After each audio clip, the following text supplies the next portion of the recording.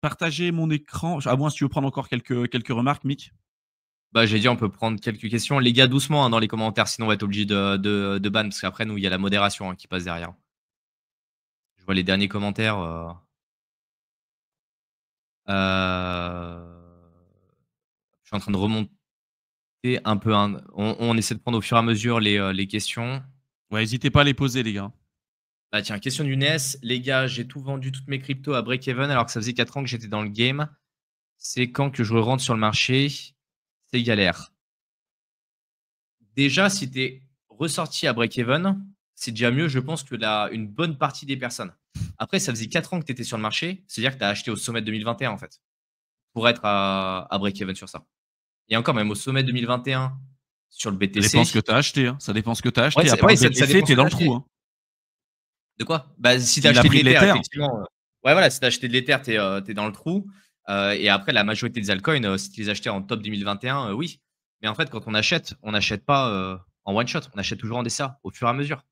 Donc, si tu avais acheté en 2021 et que tu avais continué d'acheter en 2022, bah, aujourd'hui, tu serais en positif. Hormis pour certaines cryptos. Et encore, l'Ether, faut aller voir le prix. Mais je crois qu'il est descendu à son prix de mars 2023. Mais même en 2022, il était plus bas que ça. Hein. Je vais aller regarder vite Et fait. là, Hein, il est je à pense. 1400 et quelques, là, d'après ce que j'avais vu la dernière fois, entre Ouais, 1400 et ouais, 1500. un peu moins de 1500 $, 1480. Et tu vois, si tu l'avais acheté en 2022, en lycée, tu étais aux alentours des 1200 $. Tu étais entre 1200 et 1500 $. Donc, tu serais encore un peu dans le positif. D'où l'intérêt. C'est pas pour rien, en fait, qu'on vous dit de faire du DCA. Même quand c'est hyper haut, même quand c'est hyper bas, faites du DCA. Prenez le temps d'acheter au fur et à mesure. Et là, te dire, tu rentres maintenant dans le marché, si tu rentres de la même manière que tu es rentré en 2021, tu vas te faire rect aussi. Ça arrivera. Sauf si tu patientes, tu es prêt à patienter 10 ans. Il faut que tu achètes au fur et à mesure.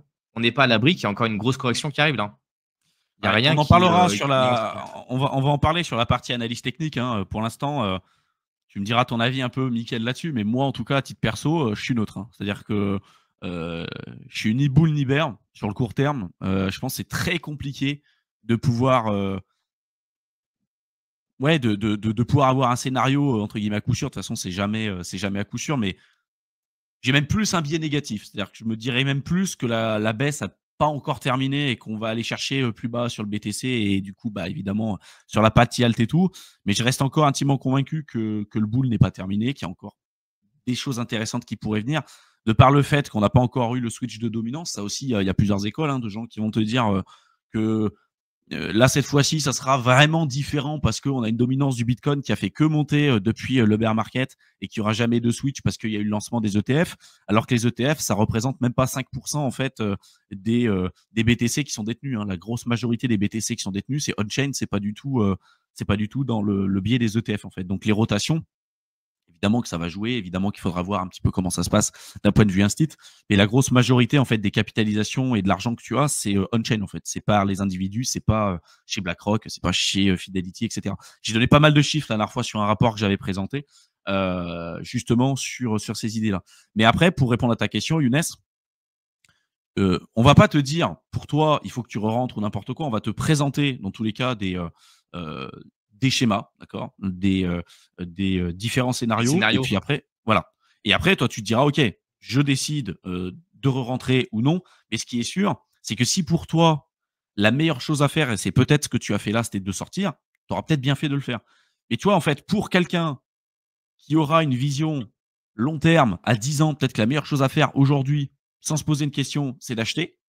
Et peut-être que quelqu'un qui n'aura pas les connaissances, qui a fait des conneries, qui a fait n'importe quoi, qui ne maîtrise pas ce qu'il fait, peut-être que la meilleure chose à faire, justement, c'était de sortir pour reprendre correctement les bases, en fait, tu vois. Et donc, Je une pense que c'est se décision, former. se La former. meilleure chose à faire, en fait, comme tu dis, tu as beau être sorti, effectivement, c'est bien le moment, mais c'est surtout se former. Si aujourd'hui, tu n'es pas confiant, que ça fait 4 ans que tu te dis, je suis dans le game, aujourd'hui, je suis juste à break-even au bout de 4 ans, bah, forme-toi, en fait. C'est qu'il y a quelque chose que tu as raté qui est vraiment fondamental, c'est qu'il y a une stratégie qui te manque, c'est qu'il y a une structure qui te manque. Et là, pour ça, la seule chose que je peux te recommander, en fait, c'est d'aller voir Crypto Investor, qui est notre programme de formation. Tu as le lien qui est directement en description. Tu le rejoins, tu regardes le contenu, tu as une stratégie qui va être en place et tu verras, c'est comme ça que tu vas commencer à construire un vrai portefeuille, une vraie stratégie, une vraie allocation. Et c'est comme ça que tu vas réussir. Et c'est comme ça aussi que tu vas développer ta vision à long terme et pas uniquement sur un cycle. C'est bien sur un cycle. Tu peux performer si tu rentres bien, mais en appliquant des stratégies et en étant vraiment fiable. là, déjà, tu as de la chance de ressortir à break-even. Et je dis vraiment, c'est une chance parce qu'il y en a beaucoup qui, au bout de 4 ans, sont juste au fond du trou, en fait, tout simplement. Mais même au Donc bout de maintenant, plusieurs cycles, hein. prends le temps de te former. Oui, même au bout de plusieurs cycles, bien sûr, on est bien Tu d'accord. des Ouais. mecs, ça fait 8 ans ou 10 ans, ils ont en crypto, ils ont jamais gagné une thune, hein. C'est la réalité aussi, hein. Après, ce qui est sûr, c'est que sur la partie Ether, on en parlera, mais quand même, c'est-à-dire que l'Ether, si on avait parié qu'en 2025, début du deuxième trimestre, l'Ether, il serait à 1400 balles, moi, tu me disais ça en 2023, j'y aurais pas forcément cru. Mais ça prouve d'autant plus que la partie alt, si on exclut vraiment le BTC, la partie alt, elle est extrêmement, extrêmement, extrêmement liée aux politiques monétaires. Voilà. Et ce qui se passe aussi d'un point de vue macro. Et pour l'instant, d'un point de vue macro, il n'y a pas un regain d'intérêt pour les investisseurs à vouloir prendre des risques. Et pour moi, l'Ether, c'est le proxy qui transcrit globalement la volonté ou l'aptitude des investisseurs à vouloir prendre des risques et aller sur les alts. Et pour l'instant, ce n'est pas le cas. Et tant qu'on est en quantitative tightening, tant qu'on est sur des restrictions monétaires, etc., qu'on a toujours des taux hauts, et ça peut changer dans les semaines, dans les mois qui arrivent, d'accord, hein. Mais pour l'instant, et jusqu'à présent, ça s'est révélé être vrai. Et je pense que ça aussi, c'est une vraie question à se poser et de se dire, parce que là, en ce moment, sur la partie Ether, peut-être qu'on aura le temps d'en parler ensemble, mais il y en a beaucoup qui remettent en question, tu vois, la partie, je pense, fondamentale, en se disant, en fait, l'Ether, c'est un vieux shitcoin. Parce qu'au final, les performances sont pourries. Et que globalement, si l'Ether, demain, il reprend 100% de valeur, donc il double, tu vois, tu repasses à 2800 ou 3000 balles, bah, en fait, tout de suite, tu verras que les fondamentaux de l'Ether, ils vont exploser. Tu vois, les gens ils vont se dire, oh là là. Mais en fait, regardez ce que font les gros aujourd'hui. Tu prends BlackRock, la partie RWA, elle ne se crée pas sur Solana, elle ne se crée pas sur Cardano, elle ne se crée pas sur Avax, elle se crée sur Ether. La plus grosse TVL, c'est sur Ether. La partie DeFi, c'est sur Ether. Les innovations, la grosse majorité, c'est sur Ether. En fait, il faut regarder ce qui se passe et je pense que fondamentalement, il n'y a rien qui a changé. Même le fondamental de l'Ether, je trouve qu'il se renforce.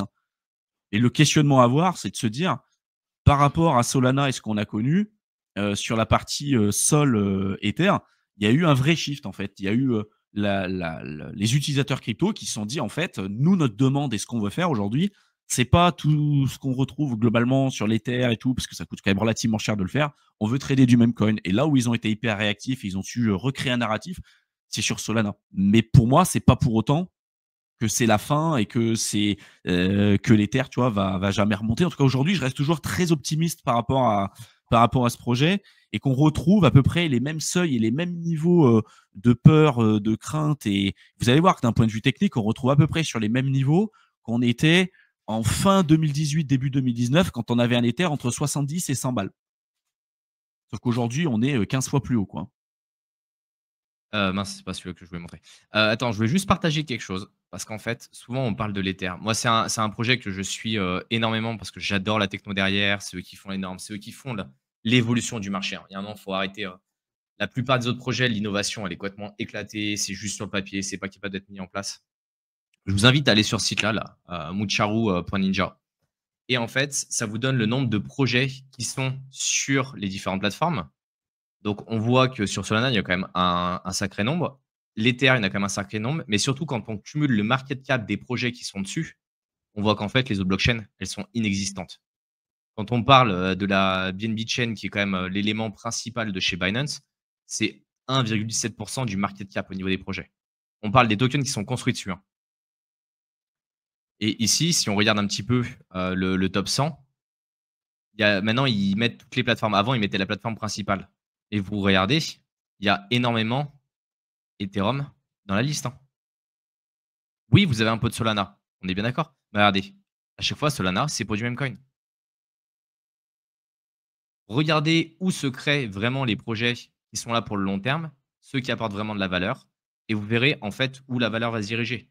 Et je sais qu'il y en a plein qui se disent OK, mais toute la valeur, elle est contenue dans les L2 et autres.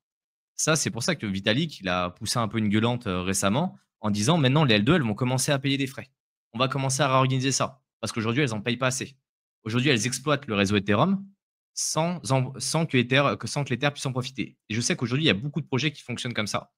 Il y a eu la mise à jour Pectra là, qui a été repoussée et personne ne comprend en disant mais attendez, elle était prête à être poussée. Mais quand vous détenez 73% du marché en termes de crypto, mais vous vous amusez pas à pousser une mise à jour comme ça sur un coin de table en fait. Parce que les impacts qu'il va y avoir sur des projets, c'est pas sur 3 projets. C'est sur des centaines de projets en fait que ça va impacter. Donc, laisser les équipes de Vitalik bosser, je sais que la roadmap, elle a toujours été éclatée. Ça, c'est une réalité. Ils n'ont jamais été capables de tenir une roadmap. À côté de ça, c'est des pionniers.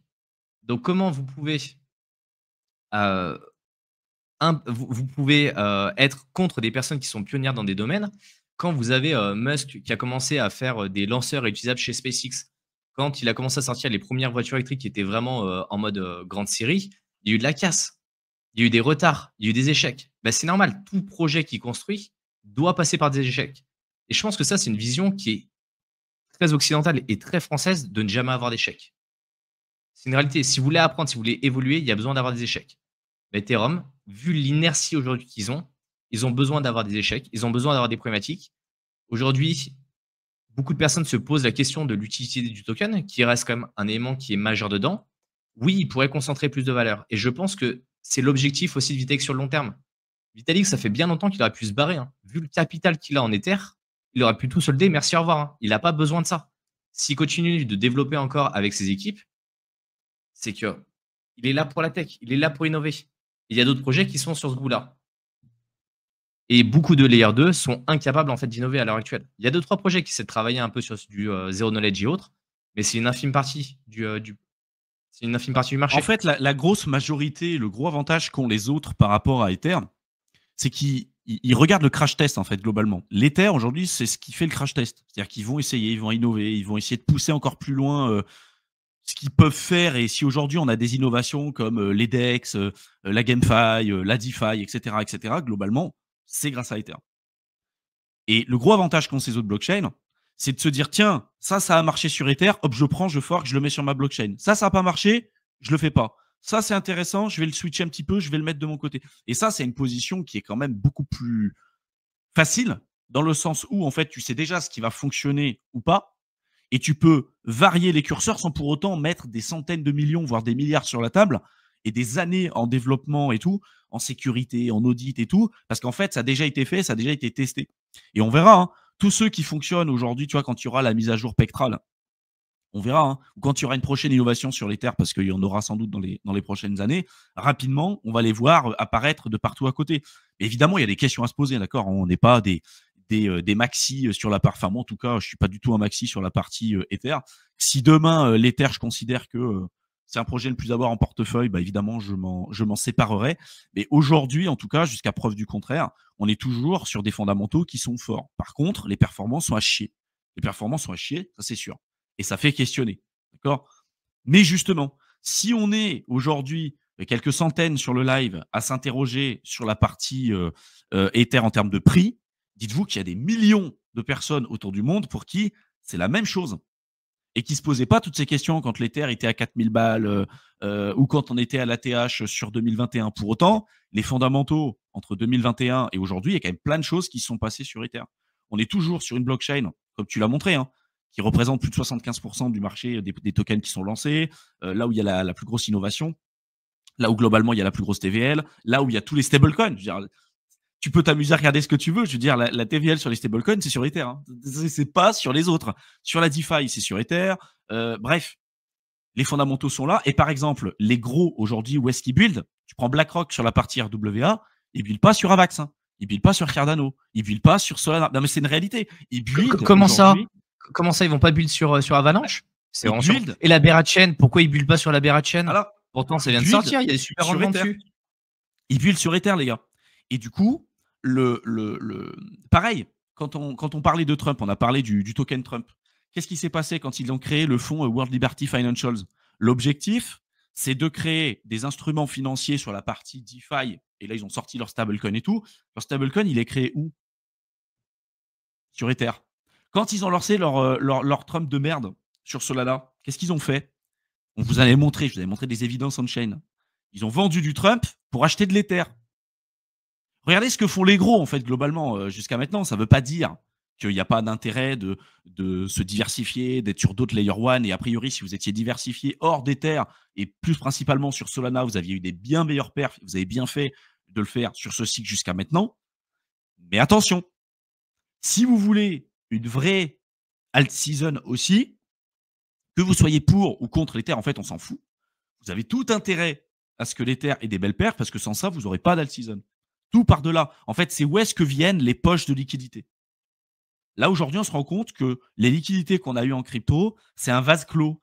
C'est-à-dire que c'est un écosystème qui va être vendu pour acheter un autre écosystème, etc. Mais là où il y a des vraies rentrées d'argent, pour l'instant, hein, c'est sur les deux plus grosses. Hein. Principalement sur Bitcoin, mais sur les deux plus grosses. Justement, si on regarde un petit peu la valeur bloquée, oui, sur l'émission des stablecoins, ils commencent à émettre un petit peu sur les autres blockchains de manière native, mais ça, c'est très, très limité. Ethereum, ça représente 51% de la DeFi. Et ça perd avec au fur et à mesure. Hein. La partie autre, on voit que ça commence à se dispatcher. Parce que je vois dans les commentaires, il y en a pas mal qui reprochent la lenteur d'Ethereum. Mais en fait, c'est que vous venez de découvrir la DeFi si vous comprenez la lenteur d'Ethereum. Parce qu'il y a une époque, quand il n'y avait que de l'Ether et que le réseau Ethereum, il n'y avait pas le choix. Et passer un swap en 20 secondes, quand vous faites des échanges dans le système bancaire traditionnel, et vous avez l'impression que c'est hyper rapide en fait. Et l'idée, c'est toujours le trilemme des blockchains. C'est-à-dire qu'en fait, vous ne pouvez pas avoir énormément de scalabilité, énormément de sécurité et énormément de décentralisation. Il y a un moment, vous êtes obligé de payer un des trois cônes, un des trois angles. Donc, si vous voulez plus de scalabilité, passez sur une layer 2. Si vous voulez, passez sur une layer 2. Par contre, vous aurez de la centralisation. Vous n'aurez plus la décentralisation qui est Ethereum, ni sa sécurité. Si vous voulez utiliser Solana en disant ouais, c'est moins cher. Très bien. Alors déjà, quand on voit les frais d'Ethereum, en ce moment, ils sont pas très élevés, mais ok, c'est moins cher. Très bien. Bah, en fait, vous payez sur la centralisation. Et vous payez aussi sur l'aspect sécurité, parce que quand on a une blockchain qui s'est arrêtée je ne sais combien de fois sur les dernières années, c'est pas entendable. Plus tous les mensonges qui sont colportés, bon, ça c'est d'autres choses. Si on prend la BSC qui se traîne un peu derrière, bah, c'est pareil, c'est la centralisation qui va être payée. Mais est-ce que la centralisation, c'est quelque chose qui est important ou pas pour vous? Qui dit centralisation, dit potentiellement censure aussi qui va avec. Il y a plein d'aspects en fait à prendre en compte. On ne peut pas juste dire ce réseau il est mieux que l'autre sans regarder l'ensemble et la vue globale. Et ce qui me fait beaucoup plus rigoler, c'est que la Bitcoin, la DeFi sur Bitcoin, qui est quand même un élément qui est assez complexe en termes de développement et qui est assez limité, aujourd'hui, elle prend une part qui est plus importante que Tron. Et là, ça me fait un vrai plaisir. Parce que cet écosystème, il attire des capitaux, il les vampirise régulièrement à coup de nouveaux projets qui sont là juste pour faire des incentives qui sont énormes, mais avec un fondamental, avec des outils derrière qui sont complètement éclatés. Pour ceux qui ont déjà utilisé l'écosystème de Tron, mais c'est imbuvable. Pour un écosystème qui est aussi vieux, on ne comprend pas pourquoi aujourd'hui, il n'y a pas un DEX qui marche bien mieux que. C'est quoi? C'est pas Justland, c'est SunSwap de mémoire. Il y en a plusieurs. Ouais, il y en a plusieurs. Ouais, mais le principal, c'est quoi? C'est SunSwap. Il y a Justland, ouais, ça, c'est SunSwap, qui est une catastrophe ambulante. Vous prenez Justland, qui est ni plus ni moins qu'une espèce de copier-coller d'AV. C'est ça, vous parlez de plateforme en fait. Mais le dernier écosystème, moi, que j'ai vraiment vu innover, oui, il y avait des problématiques derrière, mais c'était l'écosystème de Terra Luna. C'était les seuls qui innovaient réellement, qui ont essayé d'apporter de la valeur, qui ont essayé d'apporter de nouvelles choses, qui ont essayé d'apporter de nouvelles plateformes et qui ne sont pas juste contentés en fait de faire un copier-coller des plateformes qui existaient. Ça s'est révélé être un putain de scam au final, mais bon. Ça s'est révélé être un gros scam. Non, mais c'est comme quoi la techno ne veut pas dire bon fondamental sur le projet. On est bien d'accord. Mais ce que je veux dire, c'est que quand vous êtes un crash test comme Ethereum l'est et que vous avancez d'un point de vue innovation et d'un point de vue techno et que les autres ils débarquent à gros coups de marketing en disant ouais, nous on est plus rapide, on est meilleur. Non, les gars, vous avez fait l'impasse sur tout un tas de choses et vous n'avez pas l'expertise. Demain, il y a un hack sur la blockchain. Merci, au revoir. Et le nombre de blockchains qu'on a vu débarquer comme ça, qui se sont fait défoncer ou une fois qu'il n'y avait plus d'incentive, tout le monde s'était barré de la blockchain, c'est parce qu'ils n'apportaient pas de valeur. Regardez toutes les blockchains qui sont sorties, elles ont eu un pic et puis après, merci, au revoir. Elles sont en train de toutes de redescendre. Regardez. Hein? Alors ça, c'est une nouvelle, je n'ai pas regardé. Et le nombre de blockchains qui fonctionnent comme ça, mais c'est juste c'est hallucinant en fait. Aujourd'hui, en tout cas, ce qui est sûr, on verra dans les prochaines années, hein, ça reste le leader. Ça ne veut pas forcément dire que ça restera le leader dans les prochaines années. Ça ne veut surtout pas dire que c'est parfait. D'accord? Il y a plein de problèmes sur l'Ether. On est le premier à critiquer. Là, la question, c'est de dire, finalement, est-ce que c'est mort? Est-ce que vraiment il faut s'en débarrasser? Ou est-ce que là, il n'y a pas un intérêt vraiment de se poser des questions et de se dire, tiens, est-ce que les fondamentaux sont toujours forts? Qu'est-ce que font les gros?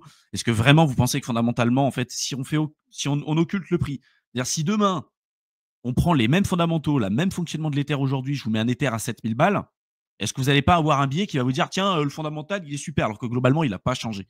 Et c'est ça qui est hyper dur, en fait, en crypto, et même globalement en bourse et tout, c'est de se faire son idée sur le fondamental d'un projet, de se dire, tiens, le prix et le fondamental, c'est deux choses qui sont totalement différentes. Moi, je ne pense pas que l'Ether soit mort aujourd'hui. Par contre, ce qui est sûr, c'est qu'il y a eu une demande, il y a eu un besoin qui a été autre qu'aujourd'hui Ether ne pouvait pas apporter parce que c'est plus lent, parce que c'est plus cher et qu'aujourd'hui, il y a eu beaucoup de participants et même toujours à l'heure actuelle qui n'ont pas les moyens ou qui n'ont pas envie de payer énormément d'argent pour faire du trading ou n'importe quoi. Et c'est ce que dit MNL là. Quand d'autres blockchains permettent ce que fait Ethereum pour beaucoup moins cher et plus rapide, attention, c'est pas sur le même degré de risque, c'est pas sur le même niveau de décentralisation, de résistance à la censure, etc. Si tu décides, demain, tu arrives, tu as des centaines de millions, voire des milliards à investir en crypto. Tu veux aller sur une blockchain où tu vas payer quelques centaines, quelques milliers d'euros pour la sécurité, où tu te dis, allez, je ne vais pas payer ça et je vais mettre en péril peut-être l'intégralité de mon capital parce que je suis sur une blockchain qui est beaucoup plus centralisée. La réflexion, elle n'est pas du tout pareille si tu as beaucoup d'argent que si tu n'en as pas beaucoup. Et je suis d'accord que ça répond dans les deux cas. On est sur un marché libre. Donc, c'est le marché qui va décider. Et on verra ce qu'on aura dans les prochaines années. D'accord? On n'est pas en train de dire l'un est meilleur que l'autre. Les deux ne répondent pas aux mêmes exigences, ne répondent pas aux mêmes impératifs. Et chacun se fera sa propre idée là-dessus en se disant, OK, moi, ce que je recherche aujourd'hui à l'instant T, pour les milliers ou les quelques dizaines de milliers d'euros que j'ai, c'est trader du même coin, c'est faire un peu de DeFi et j'ai pas envie de payer quelques centaines, quelques milliers d'euros là-dedans parce que j'ai un plus petit portefeuille et ça se comprend. Par contre, la réflexion que vous avez, vous, avec votre portefeuille, je peux vous assurer que des baleines qui sont à côté n'ont pas du tout ce même type de réflexion-là. D'accord? Et sans même parler de ça, je pense qu'en fait, c'est juste une méconnaissance des risques, tout simplement. Parce que je vois qu'il y en a plein qui disent, en ayant des petits montants, on n'a pas le choix d'être sur des layers 2. Oui, c'est moins cher, mais en fait, dans la majorité des cas, vos tokens vont être wrappés. Qu'est-ce qui s'est passé avec le bridge de Phantom quand il a pété? Tous les tokens qui avaient été wrappés ont perdu leur parité. Donc en fait, vous vous êtes fait ramasser tout l'argent que vous aviez dessus. Ça, c'est un premier aspect. Ensuite, tous ceux qui maîtrisent un peu le fonctionnement des layers 2, vous avez différentes mécaniques. Dans les roll-ups qui vont être intégrés, vous avez différentes méthodes. Si jamais les informations sont mal calculées, si elles sont mal renvoyées à la layer 1, vous perdez tout. Et quand je dis vous perdez tout, c'est déjà arrivé. Donc, dire qu'en fait, vous allez sur une blockchain parce que c'est moins cher et plus rapide, vous faites le choix de dire, OK, les risques, soit je ne les connais pas et du coup, vous allez de manière inconsciente dessus. Et je pense que pour 99% des personnes, c'est le cas. Vous allez dessus de manière inconsciente. Soit vous maîtrisez vraiment les risques et là, vous dites, OK, comment est-ce que je peux me protéger de cette perte de parité? Parce que dans la majorité des cas, c'est ça. Et après, dans le risque de piratage aussi de cette layer 2. Parce que qui dit décentralisation, dit également sécurisé, sans parler des clés admin sur Polygon qui peuvent exister. Donc moi, tous ceux qui prônent en disant c'est moins cher, plus rapide, OK, est-ce que vous connaissez les risques? Vous les comprenez? Si vous les comprenez, que vous les maîtrisez, OK, allez dessus. Si vous ne les comprenez pas, prenez le temps de vous former, de les comprendre. Et après, vous déciderez en pleine âme et conscience d'aller dessus. Moi, quand je vais sur une layer 2, et j'en utilise des layer 2, oui, c'est pratique, ça répond à la partie exécution, qui est un bloc très important dans la partie blockchain. Aujourd'hui, Ethereum a une problématique sur cette partie-là. C'est une réalité. Quand je vais dessus, je ne vais pas mettre les mêmes capitaux que je mets sur Ethereum. Quand je vais bridger des tokens, je sais l'impact que ça a et je me dis, OK, ça peut tomber à zéro. Comment je peux me protéger vis-à-vis de ça? Est-ce que je peux prendre des assurances pour venir couvrir? Est-ce que je vais laisser un certain temps? Cet écosystème, il est beaucoup plus récent. OK, je vais peut-être allouer qu'une toute petite partie de mes capitaux. C'est à vous de choisir. Mais si vous ne connaissez pas le risque, c'est les autres qui choisiront pour vous. Et je vous assure qu'en fait, ça finira mal. Et dites-vous que, et moi c'est comme ça que je vois les choses, c'est-à-dire que des moments, les frais que vous allez payer, c'est un peu comme une assurance sécurité que vous avez. C'est le premium que vous devez payer pour avoir accès à cette décentralisation, résistance à la censure et cette sécurité que vous avez sur certaines blockchains et que vous n'avez peut-être pas de cette manière-là sur d'autres. D'accord? En fait, ça reste des outils. D'accord? On n'est pas en train de vous dire qu'il faut forcément que vous alliez sur l'Ether et tout. Vous utiliserez évidemment ces outils comme vous le souhaitez. On essaie de vous ouvrir un peu les perspectives là-dessus parce que très souvent, en fait, les débutants, ils arrivent, ils ont un petit portefeuille et puis ils se disent, OK, sur Ether, je paye je sais pas combien de frais, même sur Bitcoin, je paye je sais pas combien de frais pour faire une transaction. L'aspect sécurité, ils s'en foutent, ils regardent même pas. Donc, je vais aller sur d'autres blockchains où c'est pas cher, sauf qu'ils n'ont aucune connaissance des risques. aucune connaissance qu'en fait, globalement, la blockchain, elle n'est pas du tout décentralisée, qu'il y a des clés administrateurs, qu'on peut geler les fonds, qu'il y a déjà eu des hacks par le passé, que très souvent, c'est des tokens qui sont synthétiques, c'est pas des tokens qui sont natifs de la blockchain. Donc, si y a un problème avec le bridge, vous perdez l'intégralité de vos fonds. Et en fait, quand vous connaissez ça, vous vous dites, OK, comme une maison ou un appartement dans lequel vous allez, vous n'allez pas payer un même appartement éclaté au sol qui va faire du 29 mètres carrés où il y a des fuites au plafond, ou un vrai loyer vous allez peut-être payer plus cher avec un appartement qui est tout neuf, qui est beaucoup plus qualitatif et qui n'est pas dans un quartier où dès que vous sortez pour acheter votre pain, vous pouvez vous faire égorger, quoi. C'est le premium que vous allez payer pour votre bien-être, pour votre sérénité d'esprit et tout. Vous voyez, voilà. Mais attention de bien distinguer les deux, parce qu'en ce moment, on a énormément craché sur les terres. Et franchement, le cycle d'avant, c'était pareil, hein, d'accord. C'était juste pas fait au même moment. Ça a énormément craché sur les terres. Je me souviens quand il est passé de 1400 balles, parce que les mecs, ils parlent de volatilité. Là, ils disent, ouais, il y a eu de la volatilité. Et oui, il y en a eu. D'accord. Pour vous donner l'exemple de l'Ether, sur 2017-2018, en un an, il a perdu 95% de sa valeur.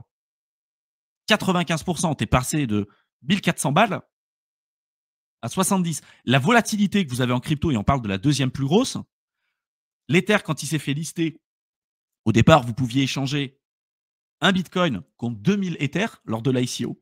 D'accord. Ça a été listé à 30 centimes, c'est descendu sur Kraken avec une mèche à 15 centimes, et en un an et demi, 2 ans, il est passé de 15 centimes à 1400 $. De 1400 $, c'est descendu à 70, et après de 70, c'est monté à 4900 $. De 4900 $, ensuite, c'est redescendu à 800, 900, je ne sais plus combien c'est descendu sur ce cycle, pour ensuite remonter à 3700, 3900, et là, on est à 1400. D'accord. Il y a un pattern. Tout comme le Bitcoin, hein, je peux vous refaire l'exemple du Bitcoin, mais et on parle des deux plus grosses. Donc évidemment que sur les alts, c'est encore pire, évidemment que ça pète dans tous les sens, mais même pour ceux qui sont aujourd'hui à mort, tu vois, par exemple sur Solana, la correction qu'on a eue sur l'Ether, sur Solana, c'est pareil. Je vous rappelle quand même qu'il y a quelques semaines, Solana, c'était à 300 balles. Hein. Il est descendu à 96 $. Hein. Ça pique. Parce qu'en fait, on n'est pas sur des actifs risqués. Aujourd'hui, on n'a pas envie, les investisseurs et les liquidités sont pas pour, globalement, dans un environnement propice, pour aller sur ces actifs risqués. Donc, il faut comprendre aussi le contexte macro qui fait qu'on se situe comme ça aujourd'hui, d'accord. Et ça ne veut pas dire que ça ne peut pas changer. Sans doute que ça changera, mais que si ça change sur l'Ether, et je pense qu'on a un intérêt tous, qu'on soit pour ou contre l'Ether, on a un intérêt que ça change, parce qu'on a tous envie qu'il y ait une alt season. Globalement, si vous n'êtes pas BTC Maxi, vous avez tous envie d'avoir une alt season. Et vous avez intérêt à ce que ça passe par là, parce que dans tous les cas, si l'Ether n'a pas de belle perf, si le Bitcoin n'a pas de belle perf, il n'y aura pas d'alt season. Voilà. Alors, juste, effectivement, je te mets au tableau, Néméo, j'ai vu passer ton commentaire ensuite. L'idée, c'est de dire, si tu as un portefeuille où il y a 100 000 $ d'Ether que tu vas vendre, qu'est-ce que tu t'en fiches de payer 300 ou 600 $ ta transaction? Effectivement, si tu as 300 $ d'Ether, oui, de le garder sur Ethereum, ça va piquer, on est bien d'accord. Mais si tu as une somme qui est conséquente, tu payes ton risque, en fait. C'est juste ça. On le redit, hein, on se rabâche, on se répète un peu des fois, mais c'est à toi de voir. C'est à toi de voir. Est-ce que tu es prêt à tout perdre si tu as 100 000 $ juste pour payer 2 $ de transaction au lieu de 300 $? Par contre, ce qui est sûr, c'est que si demain, tu as 2000 balles à investir en crypto et que tu fais 2 swaps, ça t'a pris 600 balles, évidemment qu'il ne faut peut-être pas aller sur Ether pour faire les swaps.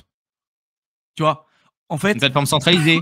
Accessoirement, tu peux faire ton swap sur une plateforme centralisée. Ça coûte quelques dollars. Après, tu retires tes cryptos.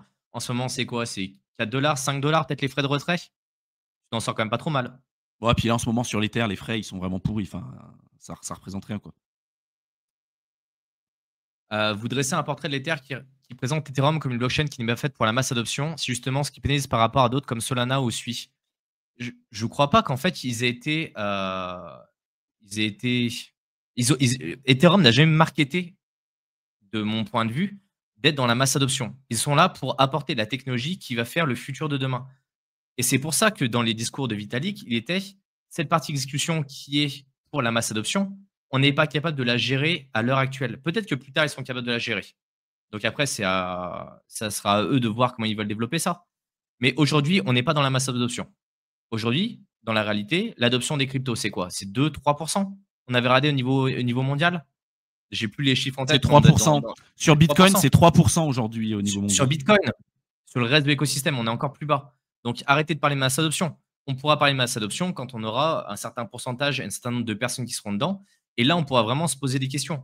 Aujourd'hui, les transactions, elles passent rapidement. Vous ne mettez pas 2 jours quand vous passez une transaction sur Ethereum.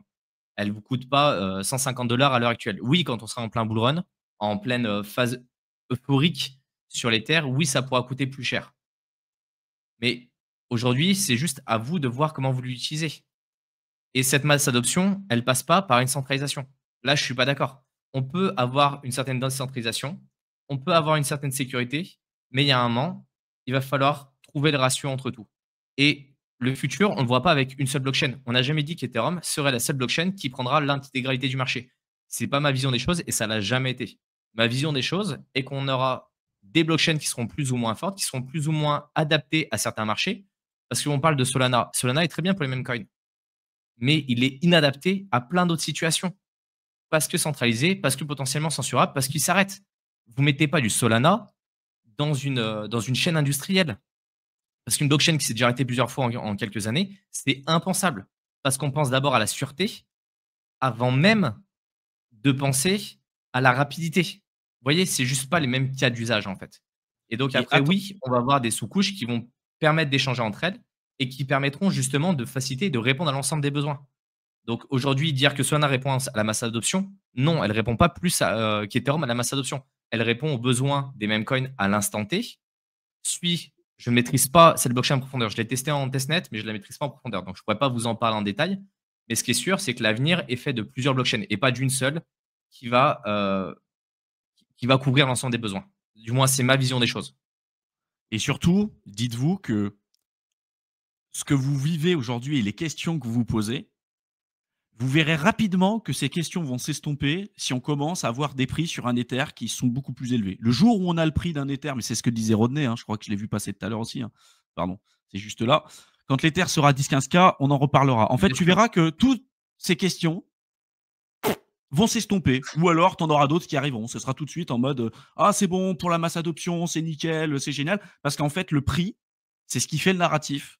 C'est ce qui donne envie aux gens d'acheter et c'est ce qui fait les fondamentaux. Alors qu'en fait, c'est quelque chose qui est totalement différent. Et comprendre qu'on est sur un marché qui est évolutif et que la situation qu'on est en train de vivre aujourd'hui sera sans doute pas la même demain. D'accord ? Là où pour l'instant, on parle d'une évolution à plusieurs couches sur l'Ether. Après, ils veulent revenir là avec certaines problématiques. Ils ont eu que les Layer 2, tu en as parlé tout à l'heure avec l'Ether, où en fait le souci qu'on a avec les Layer 2, c'est qu'ils ne payent pas le loyer suffisant à l'Ether et qu'ils peuvent profiter en fait de tout l'aspect décentralisation, sécurité de l'Ether sans pour autant être amenés à payer vraiment un loyer en Ether. Il n'y a même pas besoin d'obtenir de l'Ether et d'avoir de l'Ether pour faire fonctionner des Layer 2. Donc ça, évidemment que ils profitent de tout sans rien payer. Donc évidemment, c'est du vampirisme en fait. Et tu te rends compte ils payent un peu. Ils payent un peu. Ils font quand même de l'inscription dans les blocs, mais pas assez par rapport à ce qu'ils font transiter en termes de volume. C'est surtout ça. Ils payent que dalle. Et quand tu vois aujourd'hui le principal business model, c'est quoi ? C'est tu utilises ce que fait Ether, donc en termes de sécurité et décentralisation, et tu lances ta énième Layer 2. Uniswap avec Unichain, c'est ce qu'ils ont fait. Base, c'est pareil. En fait, tout le monde lance sa énième Layer 2 parce que ils mettent au centre leur token et c'est comme ça que ce sera plus rentable pour eux. Mais évidemment que pour moi, il y a des questionnements à avoir sur ça. Mais dites-vous que l'état actuel des choses sur le marché crypto, ça peut très largement évoluer. Que le scaling, l'idée du scaling sur Ethereum, on n'a pas en face des personnes qui sont complètement débiles. Ça fait depuis le lancement de l'Ether quand même qu'ils y réfléchissent, les mecs, d'accord, au scaling. Alors, ils ont pensé en double couche. Là, ils commencent à se dire, tiens, avec le sharding et tout, alors le proto sharding, pareil, on entend parler depuis 2016. Pour l'instant, on n'y est pas encore. Mais je vous mets au défi aussi d'imaginer un truc. Si demain, Ether arrive à répondre au fameux trilemme des blockchains, aujourd'hui, il n'y en a pas une qui est capable de le faire. D'accord ? Tous ceux qui disent, nous, on a répondu au trilemme des blockchains. Bullshit. D'accord ? Le jour où ils arrivent à le faire, le jour où ils arrivent à avoir vraiment des transactions on-chain, layer 1, avec du settlement, d'accord, vraiment, finalisation des transactions on-chain, rapide, avec des frais pas chers, c'est la mort pure et dure de toutes les autres blockchains. Aujourd'hui, la seule plus-value que vous avez sur les autres blockchains, c'est quoi ? C'est parce que c'est plus rapide et parce qu'il y a moins de frais. C'est tout. Si demain, ils sortent une mise à jour, on peut se poser des questions. Est-ce qu'ils le sortiront un jour ? Est-ce que ça arrivera ? Est-ce qu'il n'y aura pas un bug et tout ? Évidemment. Mais si un jour, ils te sortent un truc là et qu'il il n'y a plus cette plus-value parce que tu peux tout faire on-chain sur Ethereum. Je vous le dis, hein, c'est la mort pure et dure de toutes ces autres blockchains. Ça n'existera plus, il n'y aura plus aucun intérêt à y aller. Bah, sauf s'il y a des blockchains qui sont. Je vais y arriver. Sauf s'il y a des blockchains qui se sont spécialisés dans certains secteurs. Par exemple, quand on voit Chainlink qui a des partenariats extrêmement forts avec le milieu de la finance traditionnelle pour les RWA, pour moi, c'est d'autres choses en fait. Ils viennent pas se manger sur le même terrain et ils répondent à un besoin qui est différent. Et c'est les seuls qui arriveront à survivre. C'est les blockchains qui apportent vraiment de la valeur et qui sont pas là juste pour vampiriser en fait de la TVL. Ouais. On va peut-être attaquer le sujet du jour. Ouais. Parce que je vois que ça t'est un peu excité dans les commentaires. Je pense qu'en fait, c'était important de faire. C'était pas une aparté, parce que là, ça fait une petite heure qu'on est ensemble.